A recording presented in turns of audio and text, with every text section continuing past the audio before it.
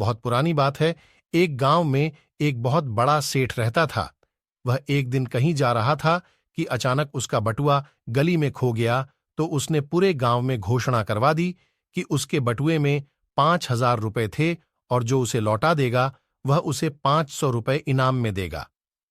उसी दिन शाम के समय एक बुढ़िया को उस सेठ का बटुआ मिल गया और वह उसे लेकर तुरंत सेठ के पास आई। लेकिन सेठ को लालच आ गया और उसने पूरा का पूरा पैसा खुद रखने की ठान ली।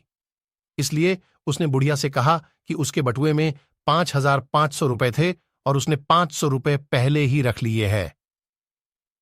पर बुढ़िया को यह बात बिल्कुल अच्छी नहीं लगी और वो सीधा राजा के पास चली गई। उस बुढ़िया ने राजा को सारी बात बताई और बोली, हे महाराज, अगर मुझे पैसे लेने ही होते तो मैं सारे पैसे रख लेती, न कि 500 रुपए रखकर बाकी वापस करती। बुढ़िया की पूरी बात सुनकर राजा को शक हुआ कि सेठ बुढ़िया को धोखा दे रहा है।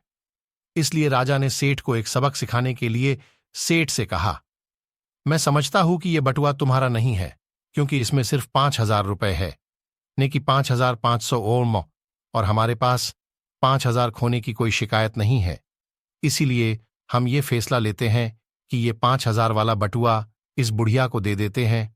हम बुढ़िया की ईमानदारी से बहुत खुश है, इसलिए इन्हें बतौर इनाम हम इन्हें 5,000 रुपये अपनी तरफ से भी देते हैं। बस फिर क्या था, यह सुनकर सेठ के तो होश ही उड़ गए और बुढ़िया राजा को उसके न्याय के लिए आशीर्वाद देकर खुशी खुशी वहां से चली गई। सीख: लालच का फल हमेशा बुरा ही होता है।